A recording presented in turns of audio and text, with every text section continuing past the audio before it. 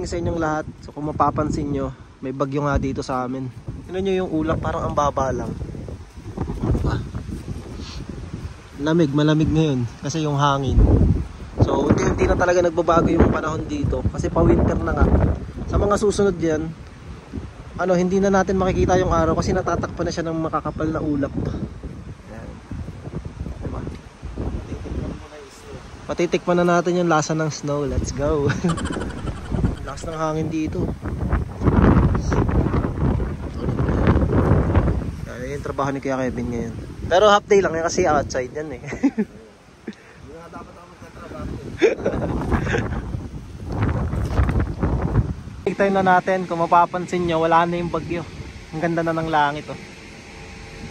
Diba? Ayun na maganda pagkatapos ng bagyo eh. Clear na clear yung langit. Ayun nga si Kuya Kevin, sipag-sipagan doon, break time na. Sheesh. Kanina hindi mo naman tinatali yan eh.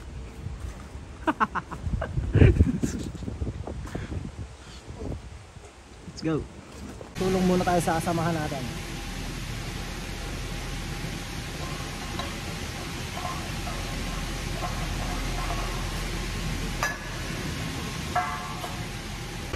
So ito yung trabaho natin ngayon. Konti lang. Bali 5 lang yung gagawin ko ngayong araw. Nakakadalawa na ako. Sabi sobrang bilis ko daw. Ang bilis ko daw. Kaya ito, papaikot-ikutin ko lang kahit wala na siyang pintura. Ikot ko lang na iikot sa machine para kumain ng oras. Diba? Kasi sabi nila kahit 5 lang okay na yan. Kasi bukas 4 lang gagawin natin. Kaya yan, salang, tambay. So yun, habang sinasabit ko to, yung container na ginagawa ko, buti na lang inulit ko siya kasi paling. Ayan o. Buti nakita natin na masira na tong chain. Kung hindi, sinapit natin yan. Tapos nandun na siya. Tapos biglang naputol. Bagsak yan dyan. Delikado, diba? Buti nakita natin. Papalitan na natin to. Ayan o, biyak na siya o. Pag naputol to, putol na rin tong kabila. Ang bigat nito, 700 kilos to. Palitan natin yung chain. Yun na lang, nakaligtas tayo sa disgrasya.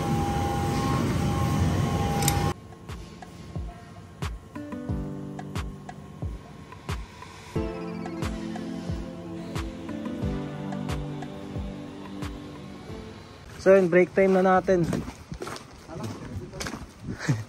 Lakas ng hangin. So paano lang, pabugkos-bugkos yung ulan, hinto. Pero yung hangin ganun pa din. Malakas. So tara, diretso na tayo dun sa kainan. So yun, alis na sila Kuya Kevin. Mag-outside sila ngayon. Dalawang truck yung dala nila. Parang ganito nga. Yan. Pupunta sila sa ibang company at doon sila gagawa. Pero malapit lang, dito lang din sa katabing bayan lang namin. Pero hindi sila umuwi, nag-hotel pa rin sila. So yun, 6 PM na, out na natin. Hindi muna ako dumiretso dun sa Gisoksa kasi syempre maliligo pa yung mga kasamahan natin Korean din. Standby lang muna tayo dito sa taas. Dito sa yung likod namin. Pakita ko lang sa inyo yung view dito pag gabi. Aray, tumama pa yung tuhod ko. Sakit. Ganda din dito sa spot na to. Ayun, diba? Payapa lang yung makikita nyo. Tapos ang lamig na ngayon. Kasi nga may bagyo. Ang lakas ng hangin. Ang lamig pala ng hangin. Kanina malakas, ngayon malamig na lang siya. So yun, ito yung view namin dito pag nandito kami sa taas. Diba? Mas layo-layo yung bahay dito sa part na to eh. So yun tayo, nasa taas tayo. Kapantayin lang natin yung bubong. Ay. So yun, ito na pala yung ginagawa dito sa likod namin. Hindi pa rin siya tapos. Marami pa. Naalala ko lang ito mga ganito. Ganto rin kasi yung ginagawa namin sa outside. Nag-install din kami ng kuryente. Bumubuo rin kami ng ganyan. Daanan ng kuryente, tas panel.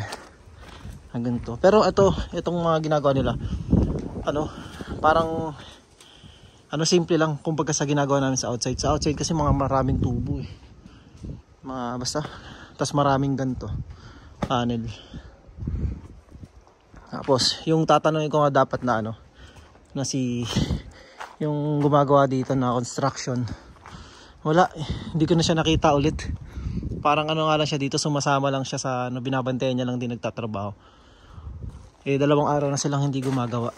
Parang pinapatuyo pa ata nila tong ano, binuhusan nila to, binuhusan na nila.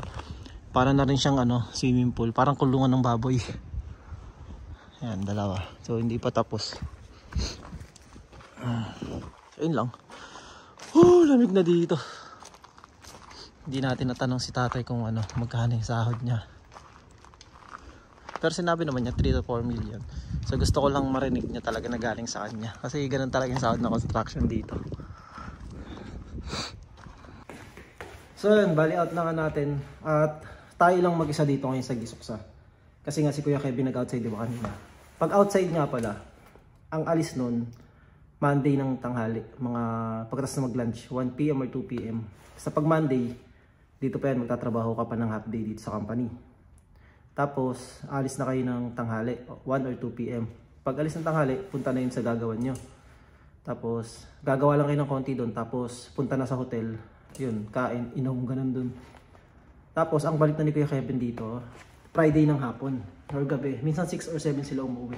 Kaya pagka may outside na trabaho, kung sino sa amin yung outside, kunya, si Kuya Kevin o kaya ako, yung may iwan dito, walang kasama ng ano, 5 days. Mga 4 days lang pala. Monday, Tuesday, Wednesday, Thursday. 4 days na walang kasama. Kasi Friday naman magkakaroon ng kasama kasi uuwi na.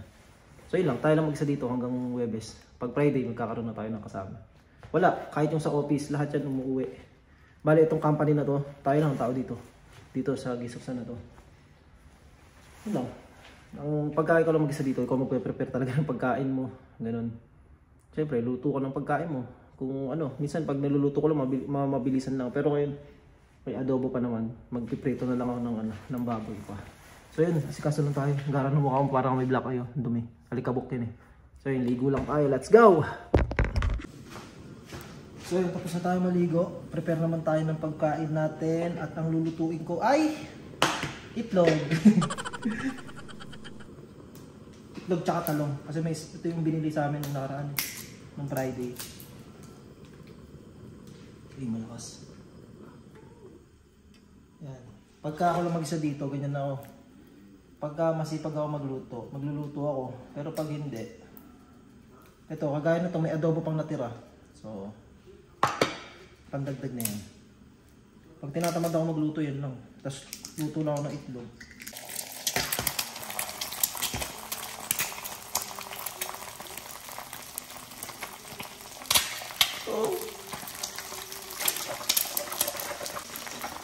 Siyempre, huwag natin kalimutan yung asin at walang lasa yan.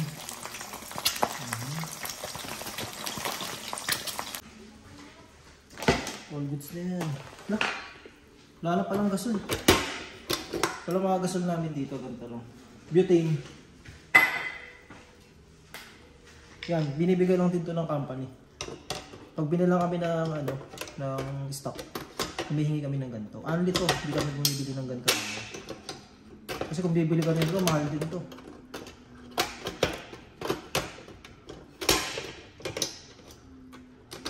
Wala kasi kami lutuan dito eh, yung kalan talaga. Dati daw meron. Kaso, yung pinentaw ni Kuya Kevin, dun sa may, ano, sa may sampayan, dun nakapwesto yung lutuan niya dati. Kaso naiwanan niyang nakabukas, parang may nakasalang siya. Tapos uminom ata sila doon pala Kuya Astro. Nakalimutan niya na may nasalang siya. Kasi parang 24 hours yata. Muntik na masulit itong pang ano, Gisuksa. Buti na lang ano to. Fireproof yung mga nakakabit dito. Yung kisa may ano siya, parang hard flex siya. Tapos toyero yung mga nakapaligid. Kaya nangitim lang sa usok ng ano, buong Gisuksa. Kaya yun, ito na lang yung binigay sa kanila lutuan. Parang mga pang ano, pang samji. Nagluto pala ako ng itlog. Ganyan lang, hindi gano'ng luto. Tapos malutong yung gilid. All goods in the hoods nito.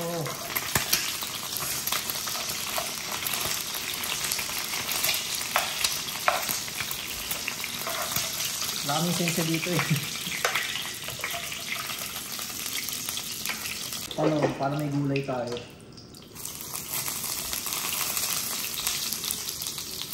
Marami niluluto ko para ano, bukas may almusal na rin ako. Ganun lang pag nandito ka kasi masabrod ka. Starting lang. Mas maganda magluto ka na ng mas marami para yung natitira. Kasi may rep naman eh. Stock mo na lang sa rep. Pag nagutom ka, mabilis ka lang makakahanap ng pagkain kasi marami kang niluto. So yung paluto ko ng luto.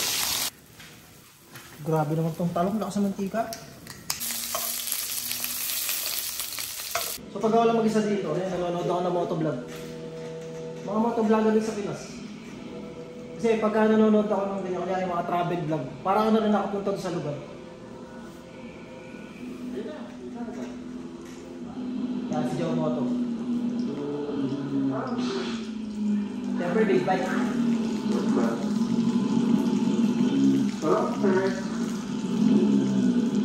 Yan libang ako dito manood ng motovlog.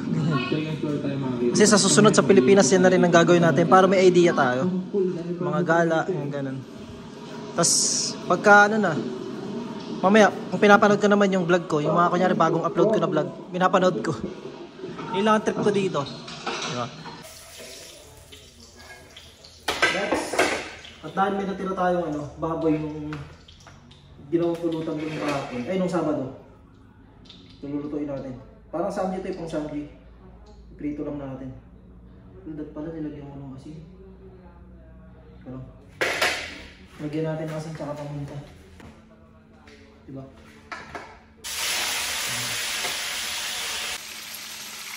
So yun, ito na yung naluto natin. Pero antayin pa natin yan.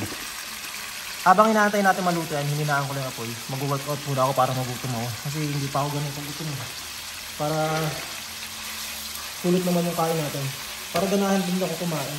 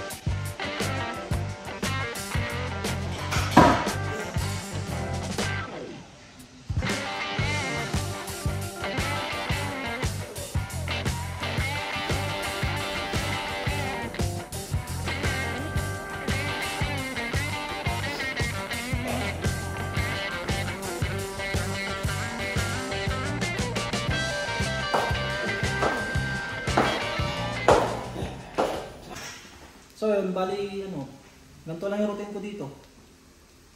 Pagka wala kang kasama dito, yan, magpe-prepare ka ng pagkain. Tapos ako talaga nag-workout, kahit pa konti-unti lang, yung pagpawisan lang ako ng konti.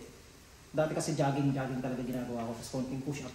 Tapos pagka, ngayon nga kasi mabilis na magdilim ngayon, hindi mo na makikita yung kalsada. Pag-out pa lang namin, madilim na. Pagka-out ko, ayun na yun, naka-ano na ako dun. Parang naka-program na ako na ganun. Pag-out, workout, kain, tapos edit ng videos. Kaya yung pinakamahaba kong pinaglalaanan ng oras yung pag-edit ng vlog. Tapos, pagkatapos ko mag-edit ng vlog, tatawag lang ako kay Jopet. Ngayon, magkausap kami hanggang makatulog na. Tapos, pinabukasan, ganun na naman din. Pasok ng trabaho, pag-uwi. Ganito na naman. Pagka may natirang pagkain, yan na lang ulam ko. Pagka sinipag magluluto. Sa paulit-ulit lang. Pag nandito naman, wala akong sinasayang na oras. Kasi, mabilis lang din yung oras dito, magugulat ka na lang. Alas 7 pa lang ngayon, 7:30. Magugulat ka alas 10 na. Habang nag-edit pa naman ako ng vlog, gusto kong mahaba yung oras, magugulat na lang alas 12 na. Ang bilis ng oras, lalo pag nag-edit na ako ng mga videos. Parang kulang isang araw. Kasi nga natatambakan ako ng videos.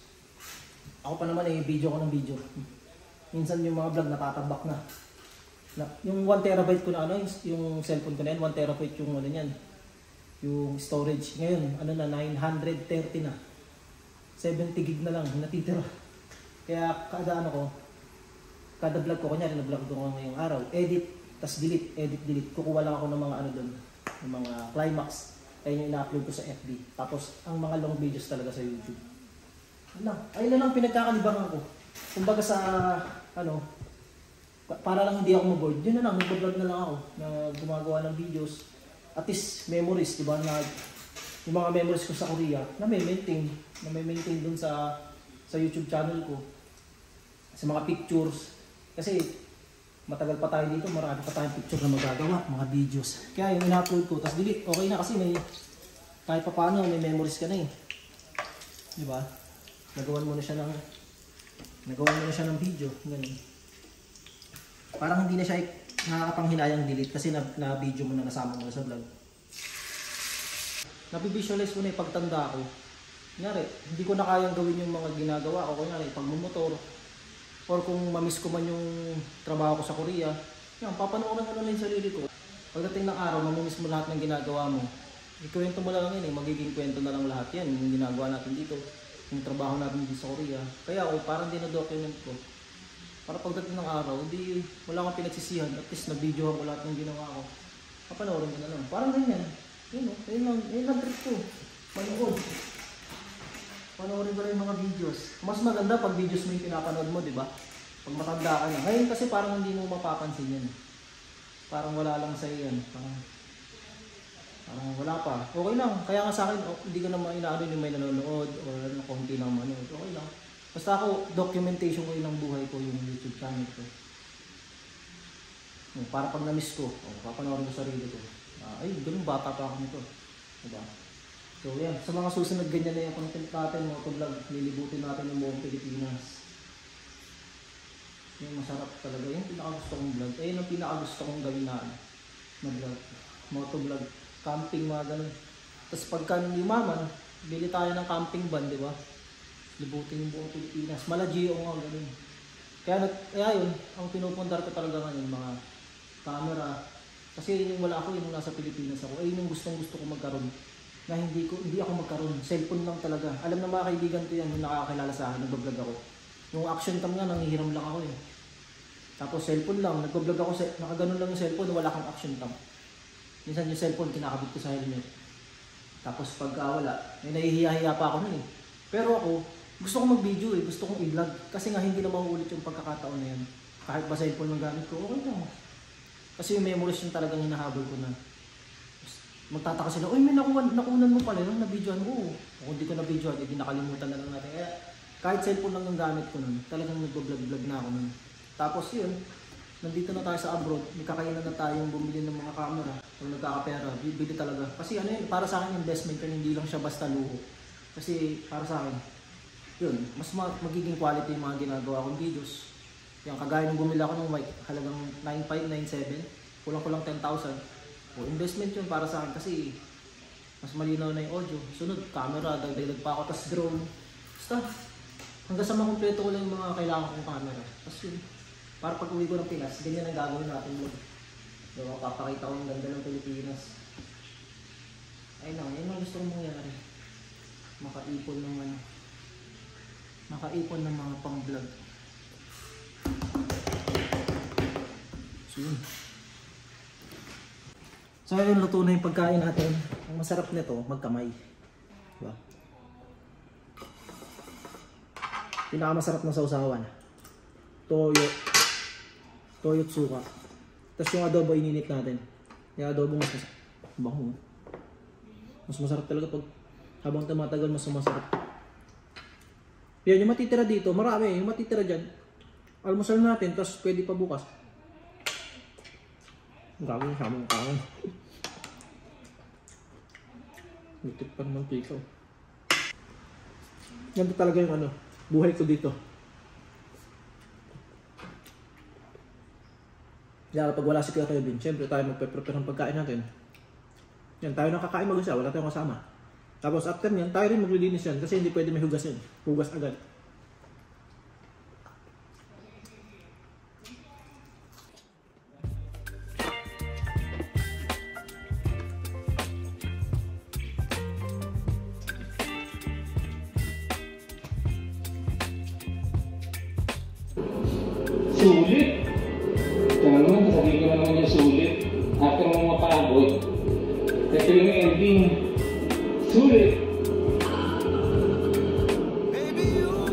niya yung pataas.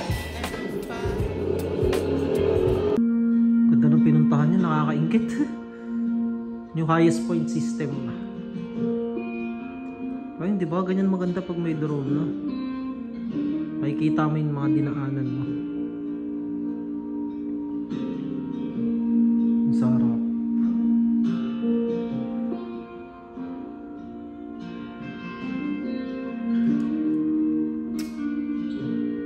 Soon tayo na yan. Tayo nang gagala sa Pilipinas.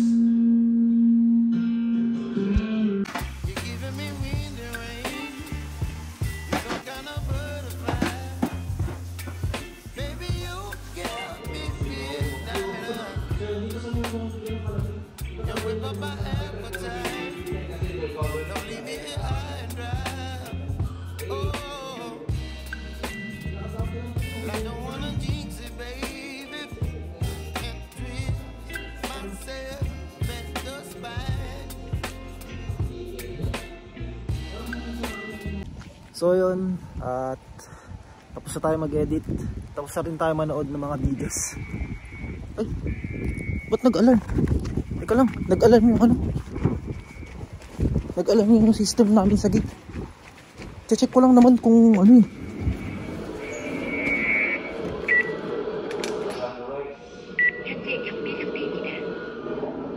Gagi, nag-alarm. Diba? Gulat ako.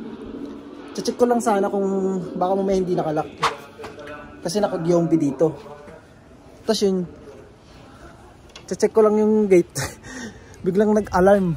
Pero pag tinatalon namin yung gate, yung galing kasi kami sa labas, tapos tinatalon namin, hindi siya nag-alarm. Gago tong gate na to, tinakot pa ako. Kasi may pumupunta ditong guard pag nag-alarm yan. Kaya kailangan mo agad tumakbo sa loob para ano ba tawag doon? I-tap yung card. So yun, tapos na nga tayo mag-edit ng videos. Grabe, napakalamig. Ito yung pinakamalamig na malamig na ano ngayon, na klima. Kasi nga may bagyo, di ba? Tapos yun, hangin na lang siya. Tapos pakita ko lang sa inyo yung langit. So yun lang, ang ganda ng langit ngayon. Kasi tapos na yung bagyo. Makikita mo yung clear yung langit. Makikita mo na clear yung langit. Hindi kasi ganito sa Korea eh. Yung langit nila dito parang malabo. Tapos ngayon, kasi nga na may bagyo kanina, na nalinis yung kalangitan. Kaya yan makikita mo yung mga stars. Diba? Ayan o. So yun. Tara. Nagulat ako dun sa may alarm. Nanonood pa ako ng vlog eh. Pero nakapag-edit na ako ng vlog. So 11:30 na dito. Ayan o.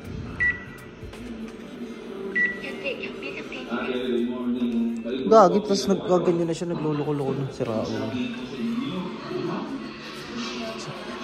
So yun, nanonood lang tayo ng vlog ni Boy first time about sa Philippine Loop. Kasi next gagawin na natin yan. So yun, hanggang ngayon nag-ano pa rin yung sa may alarm. Parang nag-iilaw-ilaw siya, baka may pupunta dito na ano, yung secom nga, yung sa mga alarm. Parang sila yung nag-ano ng alarm na yan. Parang pag nag-alarm yan, kung saan yung lugar na may nag-alarm, pupuntahan nila. Nakasasakyan sila. Parang police, ganun. Pero hindi siya police. Parang sa mga alarm lang din sila. Security, parang ganun. So, na-experience ko na rin kasi yan eh. Parang may inabot sa akin si Kuya Jay noon. Gabi na rin yung parang alas 12 na ng gabi. Tapos, may inabot siya sa akin. Nag-alarm. Mga 2 hours, 3 hours. May pumunta dito. Siguro, nag-alarm siya pagka mga ano, mga 11, 12. Ganun, kasi pagka tinatalon nga namin yung gate ng mga 10, 9, hindi siya nag-alarm eh. So yun lang, magpapahinga na tayo at hanggang dito na lang yung vlog natin. Pinakaba pa ako nitong alarm na to. So yun, bye bye.